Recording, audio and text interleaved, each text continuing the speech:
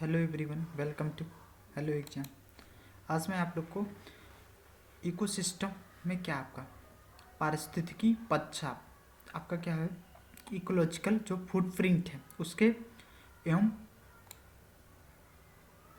Millennium ecosystem assessment आपका जो है क्या इकोलॉजिकल फुटप्रिंट और इकोसिस्टम असेसमेंट उसके बारे में मैं आप लोग को बताने जा रहा हूँ। देखिए, इसमें देखते हैं कि पारिस्थितिकी तंत्र में विभिन्न घटकों के उपयोग मानव जीवन के लिए आवश्यक है। इसमें विभिन्न घटक जो हैं कंपोनेंट है मानव के लिए इम्पॉर्टेंट है। अब इसमें क्या करते हैं, पारिस्थितिकी घटकों में यह आवश्यक मात्रा में जो मनुष्य की उसकी जीवन शैली को सुचारू रूप से चलाने के लिए आवश्यक होती है वो पारिस्थितिकी पदछाप करते हैं, मतलब इकोलॉजिकल फुटप्रिंट।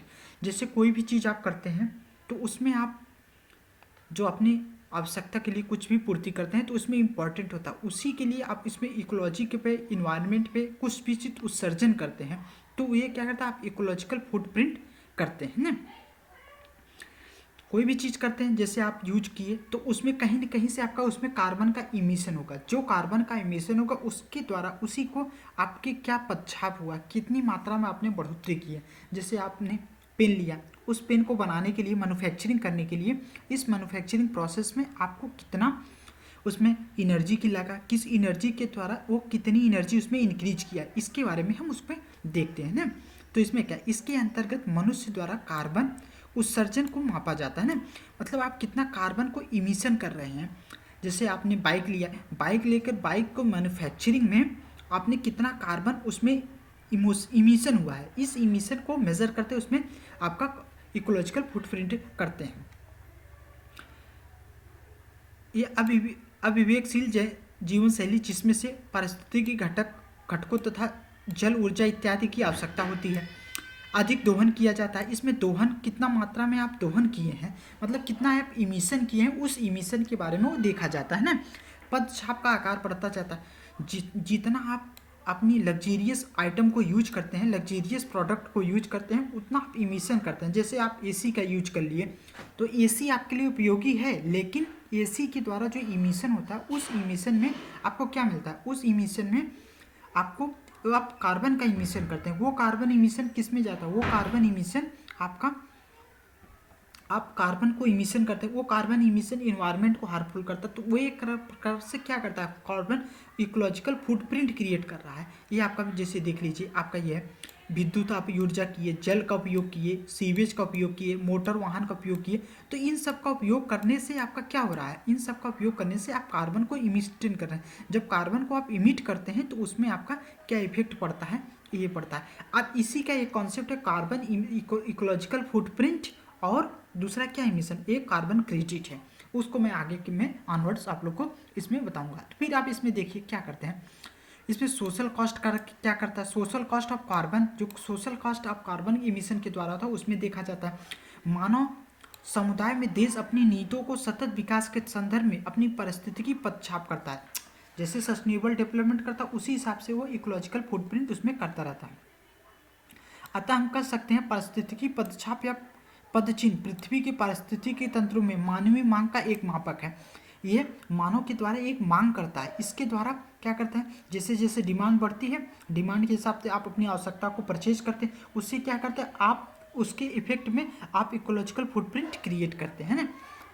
इंसान की मांग की तुलना पृथ्वी की पारिस्थितिकी के पुनरापन की क्षमता के रूप में करते हैं। पारिस्थितिकी पदछाप की मात्रा में भूमि के क्या है, भूमंडलीय हेक्टेयर था, ग्लोबल हेक्टेयर्स में इसको इकोलॉजिकल फुटप्रिंट को करते हैं। इसकी ग्लोबल हेक्टेयर इसकी यूनिट होती है। ध्यातव्य यह है कि पारिस्थितिकी तंत्र मानव में प्राकृतिक विभिन्न सेवाएं प्रदान करता है। मिलेनियम इकोसिस्टम असेसमेंट पारिस्थितिकी तंत्र की सेवाओं को निम्नलिखित वर्गों में विभाजित किया है। जो मिलेनियर इकोसिस्टम असेसमेंट है, ये आपका पारिस्थितिकी इकोलॉजिकल सेवाओं को विभिन्न कैटेगरी में प्रोवाइड किया। इसमें क्या क्या आता है, providing services, regulating services, supporting services और कल्चरल सर्विसेज होता है, और कल्चरल सर्विसेज एंड संरक्षण सेवाएं। तो इसमें क्या क्या है, जहाँ जहाँ पे आपका करते हैं, जैसे व्यवस्था की सेवाएं, व्यवस्था सर्विसेज में आपका क्या होता है, खाद्यान्न एवं जल उत्पादन करते हैं। फिर रेगुलेटिंग में आपका क्लाइमेट नियंत्रण करते हैं। फिर आपका सपोर्टिंग में क्या था, पोषण चक्र, फसल पराकरण आप करते हैं। फिर कल्चरल में, संस्कृत में आपका करते हैं आध्यात्मिक, शैक्षणिक, मनोरंजन सेवाएं। और आपका प्रिजर्विंग सर्विस में विविध आंदोलन करते हैं। अब देखिए पारिस्थितिकी इकोलॉजिकल जो पदछाप है, फुटप्रिंट है, इसमें इसकी इकाई क्या है, माप इकाई क्या, आपको मैं बताया भूमंडली हेक्टेयर, इसकी इकाई है भूमंडली हेक्टेयर है। अब याद कर ग्लोबल हेक्टेयर्स आपकी इसकी यूनिट है। सेकंड क्वेश्चन क्या करता है, एक मनुष्य एक जीवन के पूर्ण रूप से धारण करने के लिए आवश्यकता है एक मनुष्य अपने जीवन को पूर्ण रूप से धारण करने के लिए उसकी न्यूनतम भूमि क्या कहलाती है, उसके इकोलॉजिकल फुटप्रिंट है। कोई भी व्यक्ति जब आप किसी चीज़ को रिसोर्सेज की यूज करोगे, उस रिसोर्सेज को आप किस में ट्रांसफर करोगे, उसमें कुछ कार्बन का इमिशन होगा, तो उसी को हम क्या बोलते हैं, इकोलॉजिकल फुटप्रिंट कहते हैं ना। पारिस्थितिकी घटकों में आवश्यक मात्रा जो उसकी जीवन शैली को सुचारू रूप से चलाने के लिए आवश्यक होती है तथा पारिस्थितिकी पदछाप कहलाती है। इसके अंदर मनुष्य द्वारा कार्बन का उत्सर्जन को मापा जाता है, कितना मनुष्य कार्बन उत्सर्जन करता है अपने जीवन लाइफ को चलाने के लिए। अब सेकेंड क्वेश्चन आपका क्या करता है, सेकेंड क्वेश्चन में निम्नलिखित में कौन सा कार्बन सामाजिक मूल्य, जो आपका कार्बन का सामाजिक मूल्य है, पद के बारे में सर्वोच्च बताता है। कार्बन क्या करता है, ये आर्थिक मूल्य रूप से निम्नलिखित में किसका माप करता है, ये पदार्थ वर्ष में 1 टन CO2 उत्सर्जन होने वाली दीर्घकालीन क्षति होती है। यस, कार्बन जो इमिशन होता है क्या करता है, 1 टन CO2 जितना इमिशन करता है एक दीर्घकालीन समय में, उसके बारे में आपको बताता है ना। 1 टन में CO2 उत्सर्जन वाले दीर्घकालिक क्षति को बताता है। जी यही आपका अपना कार्बन का इमिशन, जो कार्बन में सामाजिक मूल्य है, इसके बारे में आपका बताया। सोशल कॉस्ट ऑफ कार्बन, तो सोशल कॉस्ट ऑफ कार्बन कहते हैं 1 टन में उत्सर्जन होने वाली दीर्घकालीन क्षति के आर्थिक मूल्य के रूप में कार्बन सामाजिक सोशल कॉस्ट ऑफ कार्बन कहलाते हैं। अब ये देखिए, अब दूसरा आप क्या कहता है, Millionaire ecosystem assessment, millennium ecosystem assessment आपको बारे में क्या बताता है, इसमें बारे में देखते हैं। मिलेनियम इकोसिस्टम असेसमेंट जब आप देखते हैं तो उसमें आप क्या पाते हैं, पारिस्थितिकी तंत्र सेवाओं को निम्नलिखित में से प्रमुख वर्णों का वर्णन करता है। इसमें व्यवस्था, समर्थन एवं नियंत्रण, संरक्षण एवं संस्कृति के बारे में बताता है। इसमें क्या क्या आपका करता है, व्यवस्था, समर्थन, नियंत्रण, संस्कृति, ये तो इसमें क्या इसका आता है, इसमें बारे में आपका क्या था, पोषण चक्र एवं फसल परागण आपके इसमें आता है। आप देखिए पारिस्थितिकी तंत्र इकोसिस्टम में आप लोग को कुछ इंपॉर्टेंट कंपोनेंट होते हैं, उसके बारे में मैं आपको बताता हूँ। जैसे 2 समुदाय होते हैं, 2 community A, community A, in 2 community का कुछ अपना इन्वायरमेंट होगा, इस कम्युनिटी का कुछ इन्वायरमेंट होगा। इन कम्युनिटी में तो जो इकोसिस्टम जहाँ दोनों मैच करते हैं उसको बोलते हैं इकोटोन। इकोटोन क्या करते हैं, जब community A community B, 2 community जब आपस में मैच करती है, उस मैचिंग पॉइंट पे जो चीज़ें काम में मिलती है उसको बोलते हैं इकोटोन। इस इकोटोन में जो होता है उस पर आप देख सकते हैं, जैसे यूकेलिप्टस उसी का एक अत्यधिक जल ग्रहण शक्र, जो यूकेलिप्टस है ये क्या करता है, ये एक इसको एक्चुअली में ये इस ट्री को कहाँ से आया था, इस ट्री को ऑस्ट्रेलिया से आया था। ये ट्रीज जब बाहर से आया था तो इसका ये किस लिए लाया था, ये पौधों को, ये जानवरों को उसके चारा के लिए प्रयोग किया गया था, लेकिन ये अपना कैरेक्टर चेंज कर दिया। इसके कैरेक्टर के चेंज करने की वजह से इसमें क्या पाया गया, इसमें यह पाया गया कि ये वाटर को एब्जॉर्ब ज़्यादा करता है। जब वाटर एब्जॉर्ब ज़्यादा करेगा तो ग्राउंड लेवल जो वाटर है वो डिक्रीज होता है, जिससे बहुत हानि करता है। प्लस इसकी जो पत्तियाँ हैं उस पत्तियों को जानवर खाते तक नहीं है, तो ये क्या है, एक प्रकार से हार्मफुल है। इंडिया में ये बहुत ही हार्मफुल है, इसीलिए इसको बोलते हैं यूकेलिप्टस को, पेपर को, ट्री को, इसको बोलते हैं ये एक प्रकार से शत्रु है। इसको जिस स्थान पर लगाया जाता है वहाँ की मिट्टी का जल स्तर काफ़ी नीचे पहुँचा देता है, एकदम बात वही सही है। फिर जिस स्थिर पर आवास पर लैटिन आवास अंतर्गत है, जैसे आर्द्रभूमि, तालाब, झील इत्यादि जलाशयों में इसका आवासन एक लोटिक आवास करते हैं, इसमें नदी करते हैं। इसमें 2 समुदाय पाए जाते हैं, समुदाय ए, समुदाय बी को इकोटोन कहलाता है। इसमें समुदाय क्या होता है, समुदाय ए जंगल संगला, फिर समुदाय बी स्थल, फिर इन दोनों की जो चीज़ें कॉमन होती है उसी को बोलते हैं। फिर आपकी क्या है, सर्वाधिक अस्थायी तंत्र का इकोसिस्टम, सबसे स्टेबल फॉर्म ऑफ इकोसिस्टम कौन सा, महासागर। आपको मैं बताया था पहले ही, महासागर जो ओशियन होता है ये most stable form of ecosystem क्योंकि होता है, इसमें जीव होते हैं, इसमें डिस्टर्बेंस नहीं होता। जब डिस्टर्बेंस नहीं होता है तो ये स्टेबल फॉर्म में एग्जिस्ट करते हैं ना। इसमें क्या था, इस एक प्रथम प्रयोग एजी ट्रांसले, इकोसिस्टम का सर्वप्रथम प्रयोग किसने किया था, एजी ट्रांसले ने किया था। पारिस्थितिकी तंत्रों की घटती उपभोक्ता के क्रम को सही क्रम में करिए। सब पारिस्थितिकी तंत्र को जो प्रोड्यूसिंग है उसका प्रोड्यूसर है, उसमें सबसे ज़्यादा किस्में होते हैं। घटती में सबसे ज़्यादा किस्में हैं मैंग्रोव में, फिर उसके बाद घास का स्थल, जीव का स्थल, सबसे ज़्यादा लिस्ट आपका कौन सा है, आपका सबसे ज़्यादा महासागर। तो अधिक विविधता वाले पारितंत्र की उत्पादकता सबसे अधिक होती है। तो सबसे ज़्यादा मैंग्रोव जो हम बन पाए जाते हैं वहाँ पर सबसे ज़्यादा पाए जाते हैं। फिर घास स्थल पर झील, महासागर में सबसे कम विविधता पाई जाती है। फिर आपका था पिक्नोक्लाइन। पिक्नोक्लाइन क्या आता है, ये किसी भी जल निकाय के घनत्व की प्रवणता को बताता है, मतलब वाटर डेंसिटी को बताता है पिक्नोक्लाइन। जहाँ पर जल निकाय है उसकी घनत्व प्रवणता को बताता है, वहाँ पे जो घनत्व प्रवणता होती है उसके बारे में बताता है। और हेलोक्लाइन क्या बताता है, ये निकाय में उसकी साल्टीनेस को बताता है। इसमें जो आपका जल के निकाय में जो आपका लवणता पाई जाती है उसमें आपका जो सॉल्ट पाया जाता है ये हेलोक्लाइन बताता है। उसकी डेंसिटी को पिक्नोक्लाइन के बढ़ता है। इसके जो मीटर होता है, जैसे आपका दूध का होता है लैक्टोमीटर होता है, इस तरह से होता है आपका पिक्नोक्लाइन, हेलोक्लाइन और थर्मोक्लाइन। थर्मोक्लाइन उसमें क्या होता है, उसकी गहराई के साथ साथ परिवर्तन को दर्शाता है। थर्मोक्लाइन जिस जल निकाय में गहराई के साथ उसके तापमान के परिवर्तन को बताता है। मतलब जैसे जैसे आप इंक्रीज चढ़ते जाते हैं, आपको मैं ऊपर से बताया था आपका लैक्टिक जोन, पैंथिक जोन, ये जो जोन्स होते हैं जैसे जैसे सनरेज ऊपर वाले में पाए जाते हैं उसके नीचे फिर उसके कुछ दूरी के बाद जाने के बाद सनरेज नहीं पहुंच पाते, तो उस कारण से वहाँ पे टेम्परेचर डाउन हो जाता है। जहाँ पर सनरेज पहुँचती हैं, जहाँ पर सूर्य की रोशनी पहुँचती है वहाँ पर टेम्परेचर ज़्यादा होता है। तो इसी को इसके बारे में थर्मोक्लाइन। अब इसमें बारे में देख लीजिए। पिंकोक्लाइन आपको जल घनत्व के बारे में बताता है। हेलोक्लाइन आपका इसमें साल्टीनेस को बताता है। उसके बाद थर्मोक्लाइन उसमें टेम्परेचर को बताता है ना। अब इसमें क्या था, अर्नेस्ट नेस ने 1973 में सर्वप्रथम गहन की परिस्थितिकी शब्द का प्रयोग किया। इन्होंने 1973 में परिस्थितिकी शब्द का प्रयोग किया। फिर परिस्थितिकी नीचे एक सर्वप्रथम जोसेफ ग्रिंगेल ने एक वर्ष 1917 में इसको प्रस्तुत किया। उन्होंने नीसे एक शब्द का, जो नीसे होता है, जैसे किसी नीसे का मतलब ये होता है कि आप किस इन्वायरमेंट है उसके आप स्पेसिफिक हो, उस बताता है, स्पेसिफिकनेस जो बताता है। 1917 को इसका इन्होंने सूक्ष्म आवास माइक्रो हैबिटेट को बताया है। फिर उल्लेखनीय है उसे वन्यजीव जल संरक्षण अधिनियम क्या 1972 में पारित हुआ गया। इस अधिनियम में पर्यावरण संरक्षण एवं सुधार के लिए 1986 में पारित किया गया। जनजातियों एवं पारिवारिक निवासियों के दिसंबर में तथा वन संरक्षण अधिनियम 1980 में पास किया गया।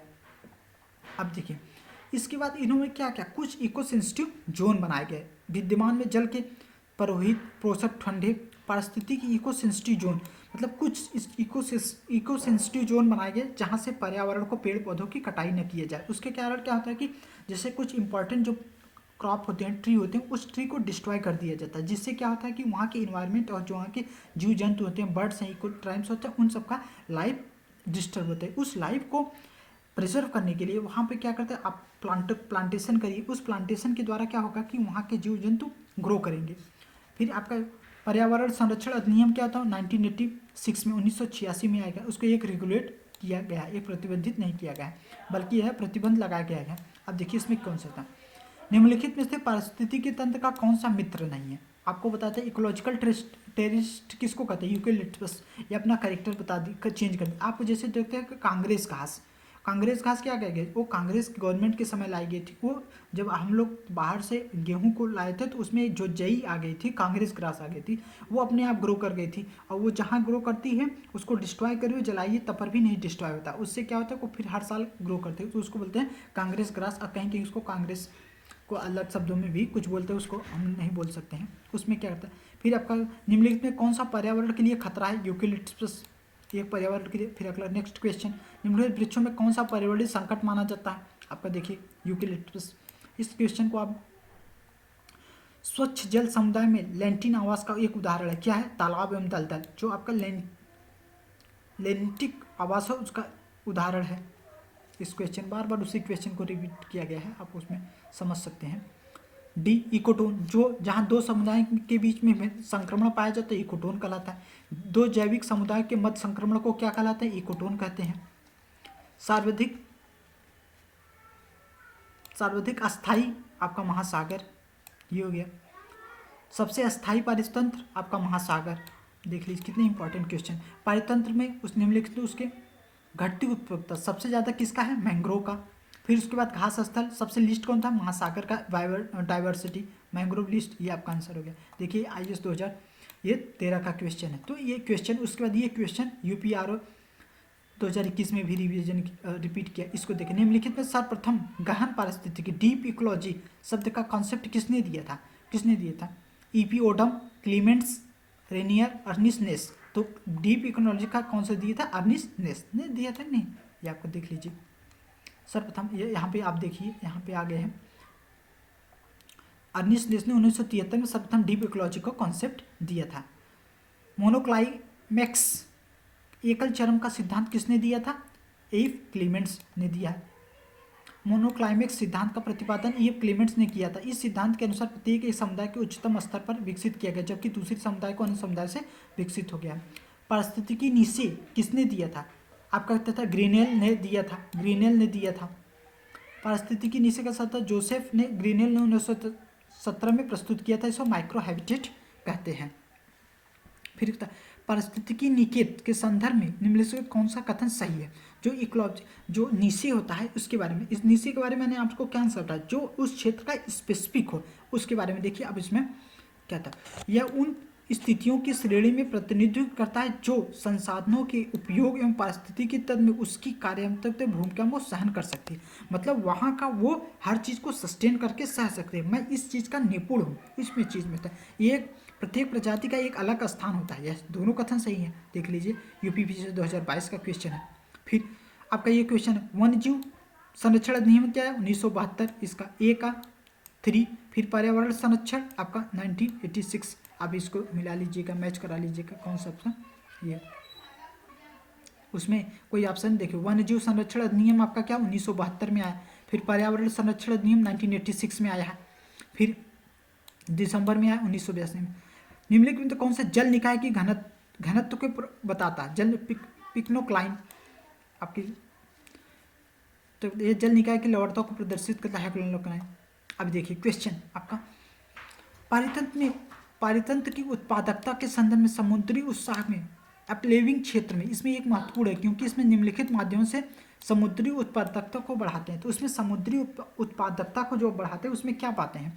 उसमें क्या था, पोस्को की सतह पर ला करके जो किसी भी समुद्र की उत्पादकता को क्या पड़ता है? आप देखे होंगे आजकल के जो पौधे ग्रो किए जा रहे हैं वायु में नाइट्रोजन एब्जॉर्बिंग ट्री प्लांट बनाए जा रहे हैं। वो नाइट्रोजन को एब्जॉर्ब कर रहे हैं और वो ग्रो कर रहे हैं। जब वो ग्रो करेंगे तो आगे बढ़ेंगे। तो आपका इसका ऑप्शन देख लीजिए, पोषक तत्वों की सतह को ला करके बढ़ाना।